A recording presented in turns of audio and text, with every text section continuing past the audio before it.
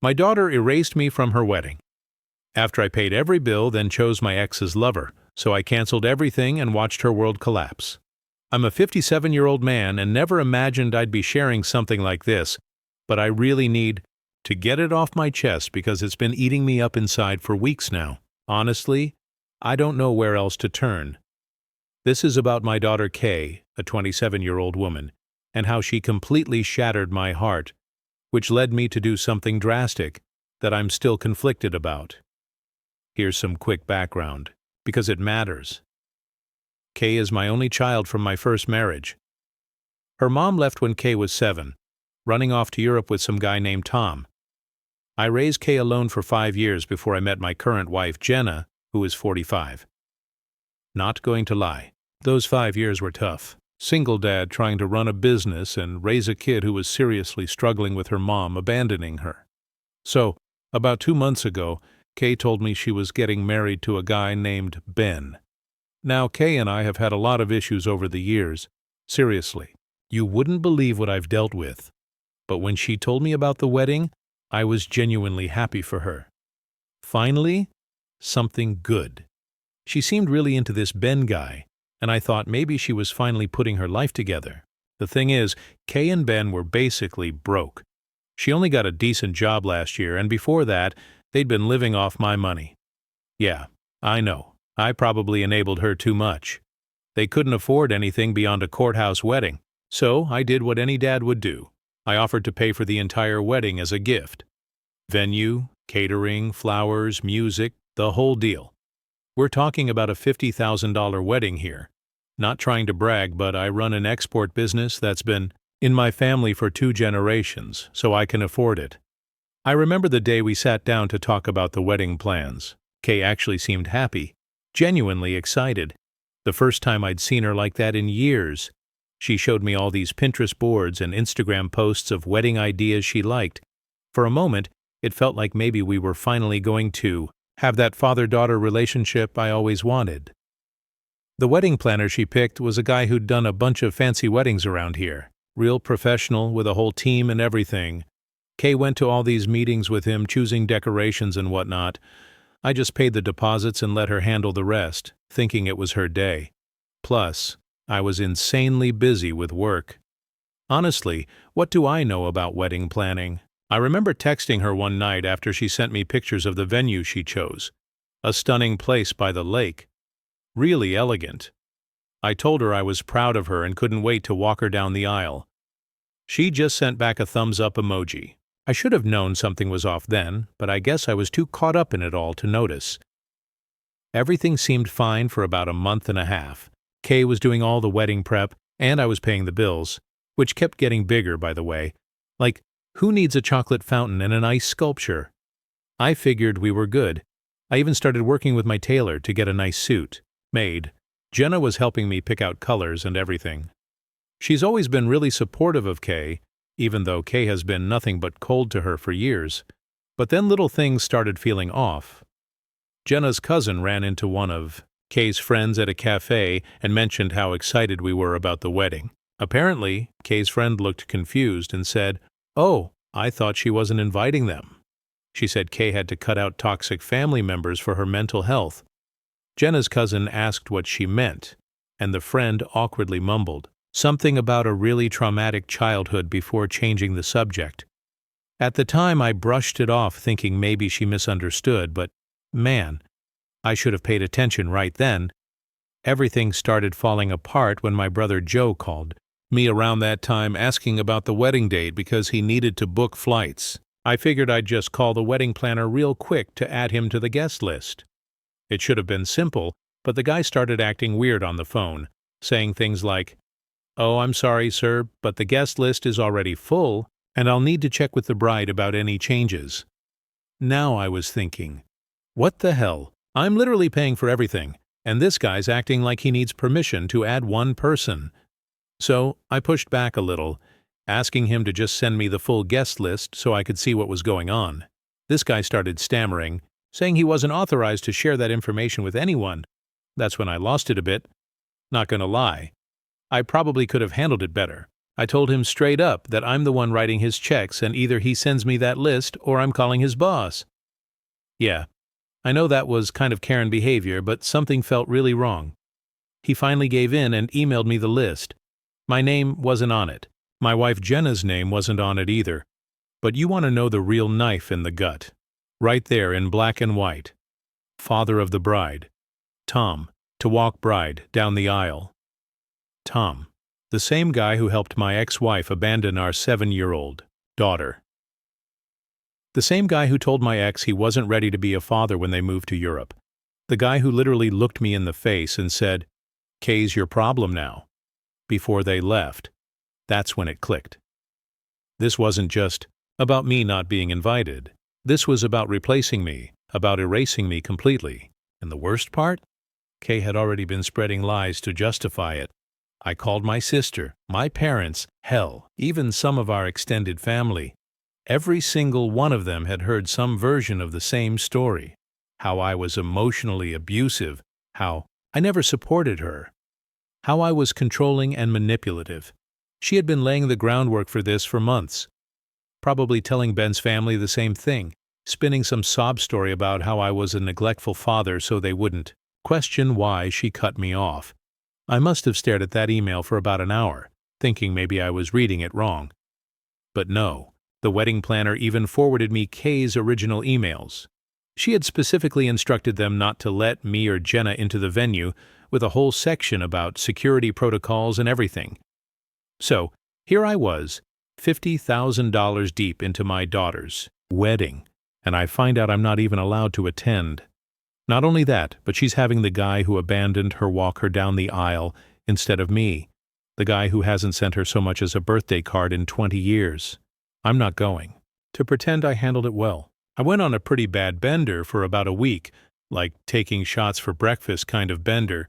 Jenna was really worried, kept trying to get me to eat something, but I just couldn't. I sat in my home office staring at that email and drinking. Myself stupid. I called Kay probably 50 times during that week, all straight to voicemail. I left a bunch of messages, starting calm but getting progressively angrier and more emotional. Real embarrassing stuff looking back. But what do you even say to your kid when they do something like this? The worst part was watching Jenna try to process it all. She's been in Kay's life for 14 years.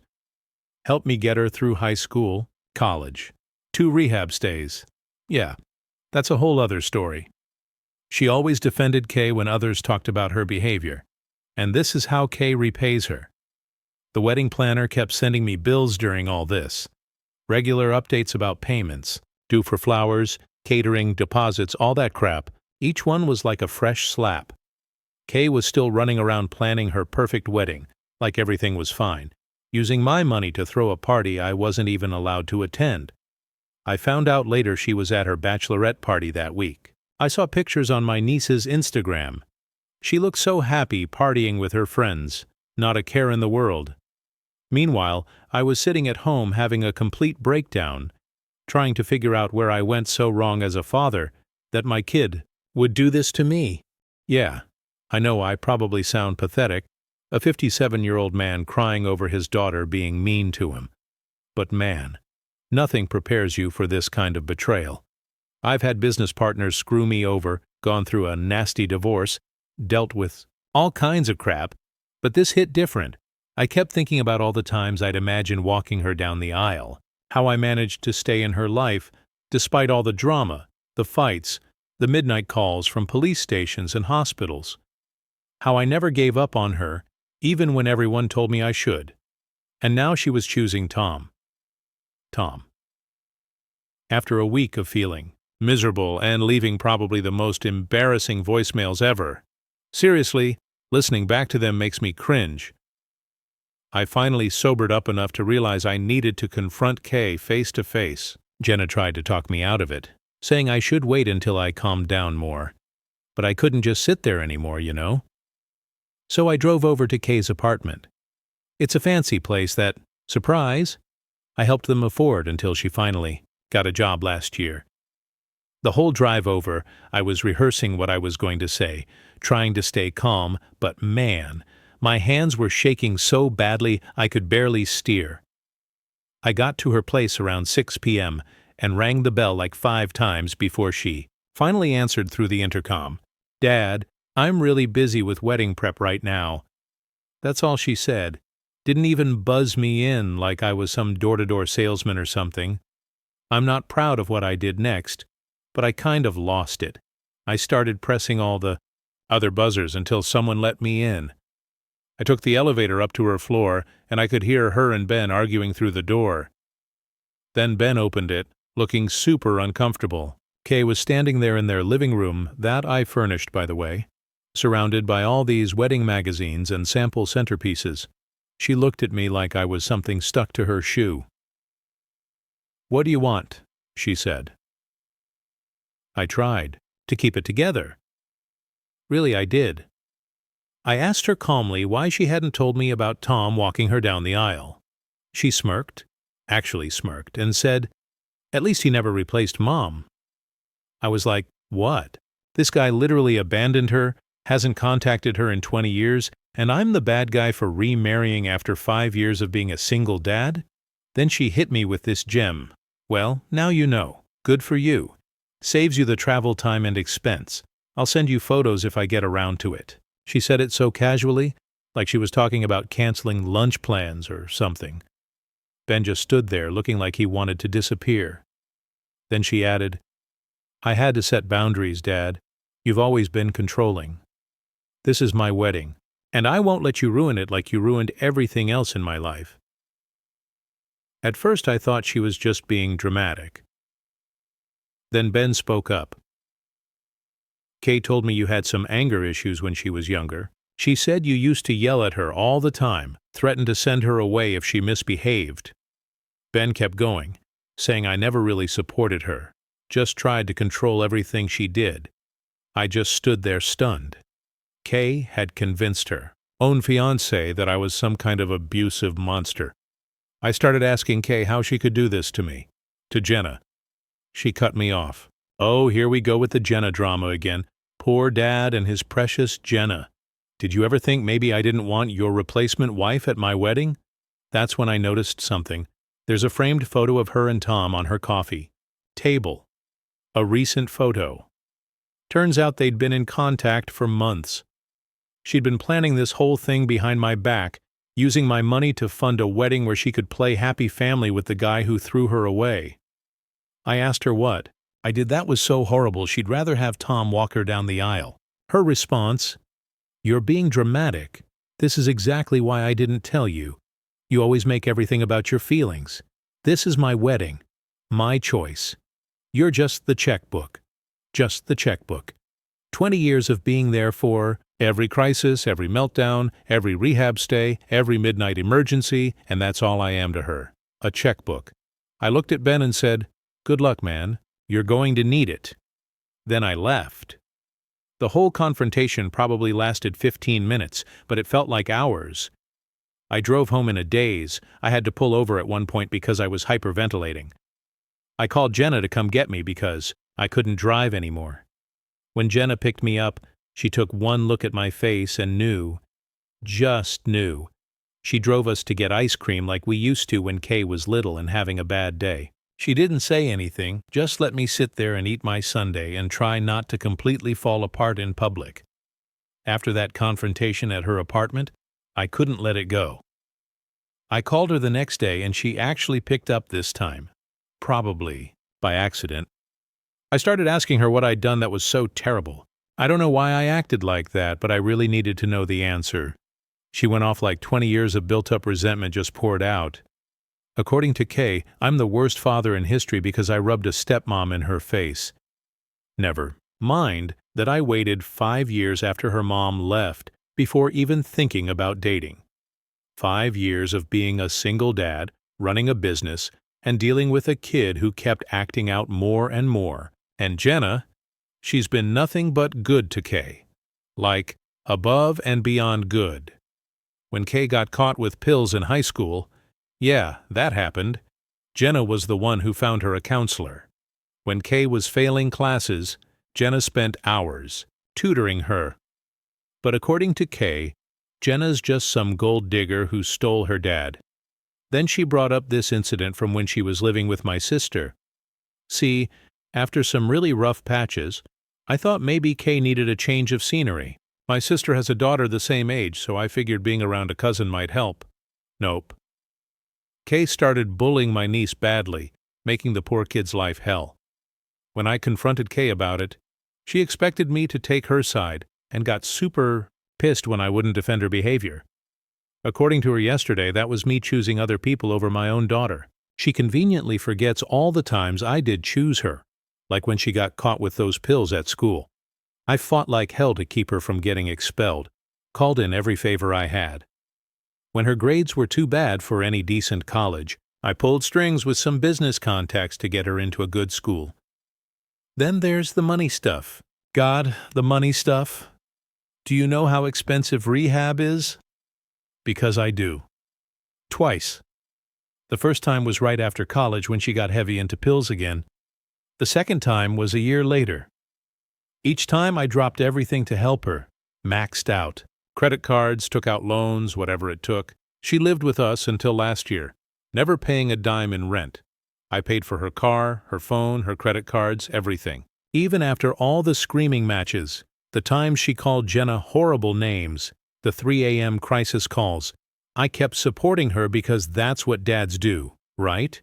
But yesterday, she had the nerve, the absolute nerve, to tell me I owed her this wedding, that paying for it was the least I could do after ruining her life by remarrying. When I reminded her I was doing her a favor by paying $50,000 for this wedding, she got all defensive, said any decent father would want to give their daughter her dream wedding. I lost it, told her she was acting entitled and ungrateful. Bushes, move. She started bringing up every single thing I'd ever done wrong in her eyes, how I abandoned her by going on business trips when she was little. You know, the trips that paid for everything she had. How I chose Jenna over her by defending. Jenna when Kay called her racist names. Yeah, that happened too. Jenna's Middle Eastern, and Kay said some really nasty stuff about that. The final straw? She said she wished her mom had taken her to Europe instead of leaving her with me. That's when I knew. 20 years of trying to be a good dad, and she'd rather have been with the people who abandoned her. After that call, I was just broken. Jenna found me crying in my office. The first time she's ever seen me like that. Jenna, saint that she is, just sat with me. Didn't say anything. That's when Jenna finally snapped. Not at me, at the situation. In 14 years of marriage, I've never seen her actually angry. Frustrated? Sure. But not angry. She kept saying things like, "We need to protect ourselves. And Kay needs to learn she can't treat people like this." Jenna's a teacher, right? Works with troubled kids. She said Kay's behavior was classic narcissistic entitlement or something like that. I sat there looking at all these wedding bills piling up on my desk. Venue deposit $15,000. Catering advance $8,000. Flowers $5,000. DJ $3,000. All this money for a wedding I wasn't even allowed to attend, where my own kid was going to parade around with Tom pretending to be one big happy family. Something in me just snapped.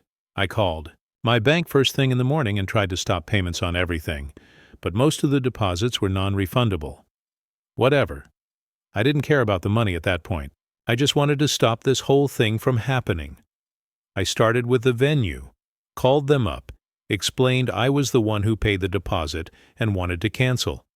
They were actually pretty understanding once I explained the situation.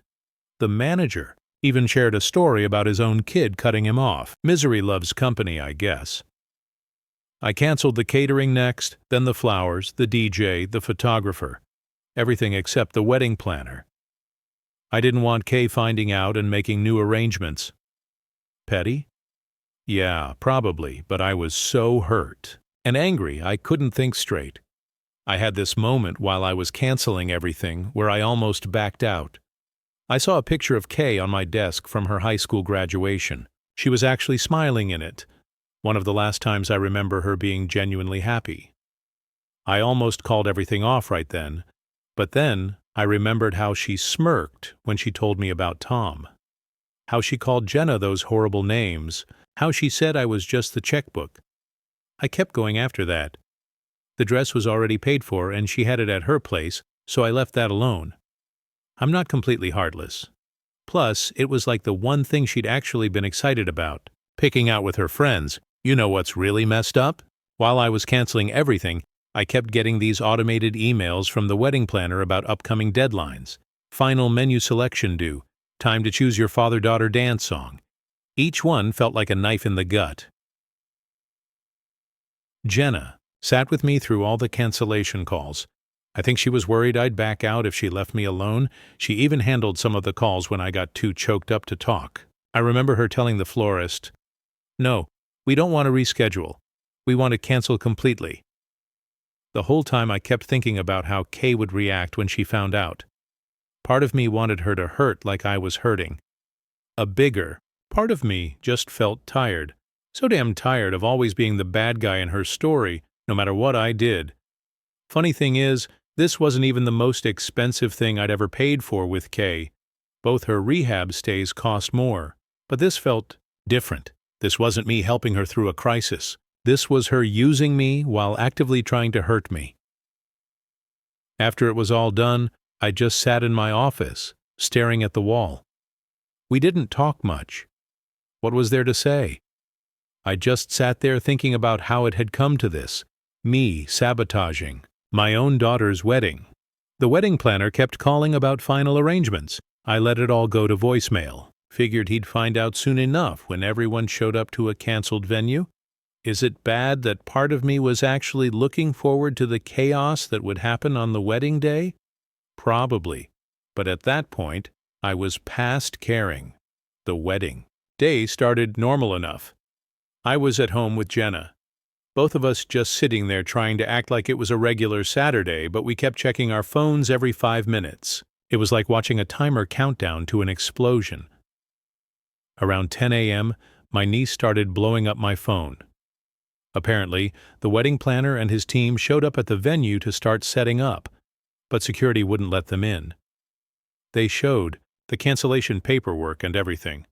The wedding planner was freaking out, calling Kay, calling me, no answer obviously, calling everyone. Kay showed up at the venue around 11 a.m. She was already in her wedding dress, full hair and makeup, ready for photos. My niece said she looked really pretty, which somehow made everything worse. When security told her the venue was canceled, she completely lost it. Started screaming at the guards that there must be some mistake. Tried to force her way in. The guards had to physically stop her from rushing past them. My niece said Kay was screaming, "Do you know who my father is?" Which is ironic considering, she didn't even want me at the wedding. The best part? Tom never showed up, like at all. "Mister, I'll walk you down the aisle" didn't even bother to come. My niece said Kay kept calling him, but it went straight to voicemail. Guess some people never change, huh? Then Ben, the fiancé, showed up and things got even more intense. Kay was trying to climb over a decorative fence to get into the venue. Her dress was getting all muddy. Ben was trying to stop her before she got arrested for trespassing. The wedding planner was on the phone with his boss, having a complete meltdown. All the guests started showing up around this time. Like 200 people, all dressed up with nowhere to go. Cars were backed up down the street. Everyone was confused, calling Kay, calling each other. Total chaos. The catering trucks arrived. Guess nobody told them about the cancellation. And they couldn't get in either, so now there were like 3 huge catering vans blocking traffic. Kay was still screaming at security. Guests were standing around confused, and the wedding planner looked like he was about to have a stroke. That's when Kay finally figured out what happened. My niece said she just went quiet all of a sudden, like scary quiet. Then she started laughing like a crazy person, telling everyone, "My father did this. He ruined everything." She tried calling me probably 50 times, left voicemails that got progressively more unhinged. I didn't listen to them until way later, but holy cow. She threatened to kill me, to kill Jenna, to burn our house down. Real psycho stuff. Around 1 p.m., she showed up at our house, still in her wedding dress, which was completely ruined by this point. Makeup was running down her face, but she couldn't get past the gate because I deactivated her access code. She Started leaning on her car horn, holding it down for like 10 straight minutes. Our neighbors called the cops. By the time they showed up, she was out of the car, throwing rocks at our security cameras and screaming about how I ruined her life. The cops had to basically drag her away. Ben looked like he wanted to die from embarrassment. I watched the whole thing on our security cameras. Jenna kept telling me to stop watching, but I couldn't. Like this was my daughter out there, having a complete mental breakdown in a muddy wedding dress. Worst day of my life. Honestly, the whole time I kept thinking about how this wasn't what I wanted. Yeah, I wanted to teach her a lesson, but watching her fall apart like that was rough. Really rough. The wedding planner called me later about final payments. I told him to take it up with Kay. He started saying something about his reputation being ruined, but I hung up, way past caring at that point. Found out later that some of the guests went to Kay and Ben's apartment for an impromptu reception with grocery store cake. Real depressing stuff, apparently. The days after the wedding were intense, like nuclear fallout. Intense. First, my parents showed up at our house the next morning. They're in their 70s and had to drive 3 hours to get here. My mom was pissed, started going off about how we never turn our backs on family and what kind of father ruins his daughter's wedding. Dad just sat there looking disappointed, which honestly felt worse than Mom's yelling. I tried explaining about Tom, about Kay blocking us from the wedding, everything. Mom wasn't having it. Kept saying stuff like, "She's just confused, and you're the parent. You need to be the bigger person." Easy for her to say. Kay's always been an angel around them. Then they dropped the bomb. They offered to pay for a new wedding, like completely taking over all the costs so Kay could reschedule everything. My own parents going behind my back like that. That hurt. Really hurt. But Kay, she managed to make it even worse. When my parents went to her place to tell her about paying for a new wedding, she completely lost it on them. Started screaming about how they were taking my side and betraying her just like everyone else. Get this. She actually blamed them for her drug problems, said they exposed her in high school and ruined her life, which is total nonsense because it was her teacher who told me about the pills. My parents had no idea.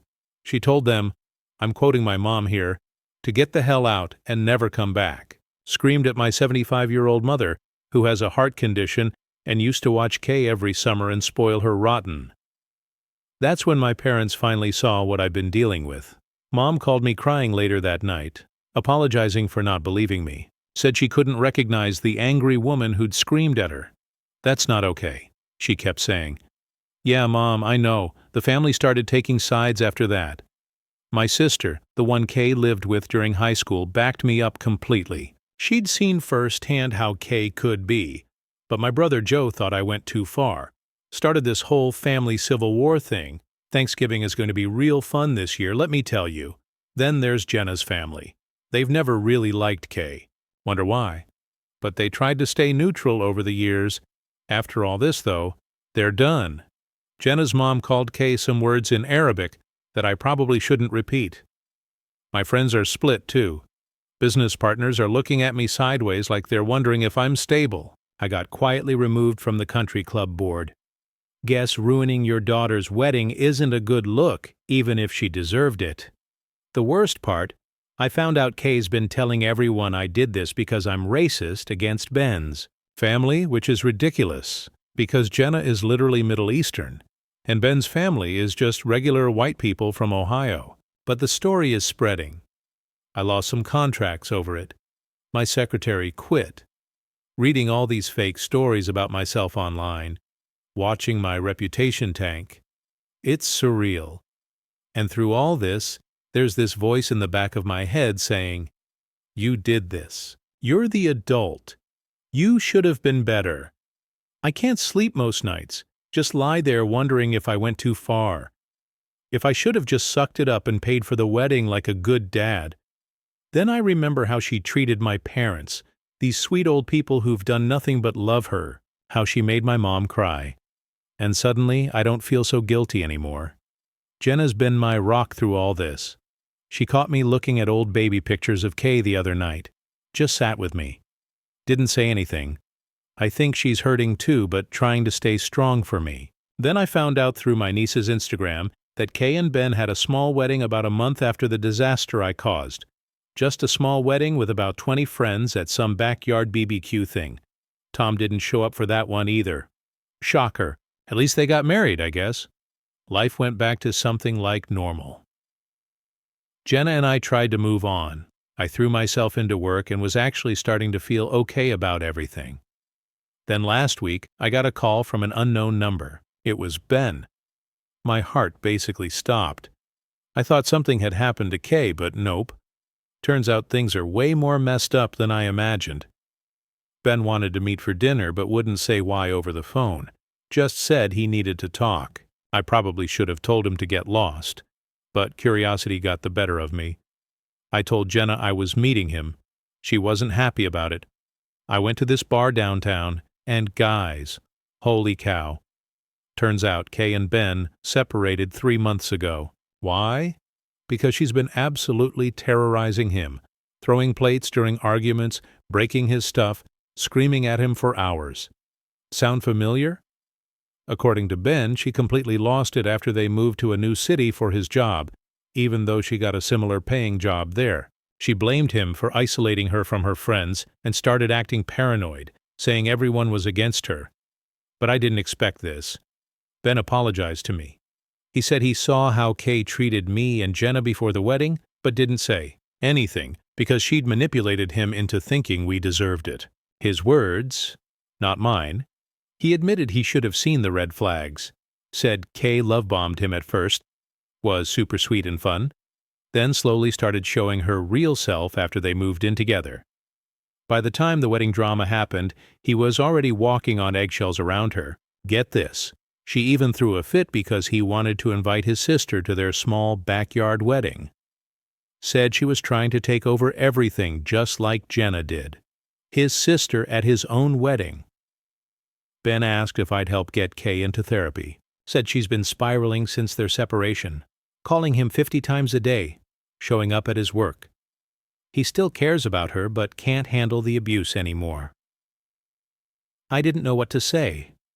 Part of me wanted to tell him, "Welcome to my last 20 years." But he looked so broken, so genuinely worried about Kay. Reminded me of myself at his age. So yeah, I went to see Kay. Jenna begged me not to go alone, but I didn't want her to have to deal with Kay's crazy bad decisions. Kay's apartment was a mess, like a concerning level of mess. She started screaming the moment she saw me, called me every name in the book, blamed me for Ben leaving, for her mom leaving, for literally everything wrong in her life. I tried to stay calm, told her she needed help, that she could say whatever. She wanted about me, but she needed to see a therapist first. She just laughed, then said something that chilled me to the bone. She said she hated Jenna so much she wanted to kill her. Not casual hate. She had this look in her eyes that scared the hell out of me. I left pretty quick after that. Called Ben from my car and told him I tried, but there's nothing I can do. She's too far gone, but I couldn't just give up completely. I reached out to Kay's old best friend from high school. Her family was our neighbor back then. She lives in South Africa now, but they kept in touch. I asked her to try talking to Kay about getting help. Surprisingly, it worked. Kay agreed to therapy, even apologized to my parents last week, though she still says she'll never forgive me or Jenna. I don't know what happens next. The daughter I raised is still in there somewhere, buried under all that anger and hate, but I can't be the one to save her anymore. I had to learn that the hard way. Just wanted to update you all. Thanks for the support over the past year. Special thanks to the other parents who shared similar stories. It helped me feel less alone in all this. I guess the moral is sometimes you can love someone with all your heart and still need to let them go. It hurts though.